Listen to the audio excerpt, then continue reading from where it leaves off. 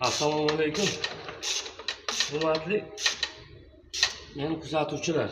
Uzr sizlar uchun shu mashinani yiqqan motorimizni zavod bo'lgan holatini videosini qo'yaman degandim. Zavod qildik, lekin yaxshi yurmadi.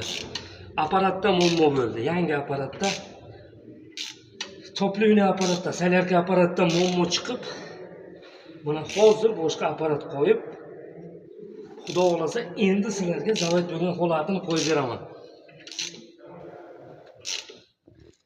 Video obzorimizni Instagramda, YouTube'da bemalol kuzatishingiz mumkin. YouTube'da ko'proq to'liq ma'lumot bo'ladi. Mana shunday qilib, Xudo xolasa bir soatlarda zavod qilib, to'liq video obzor tashlaymiz sizlarga. Hozircha paka.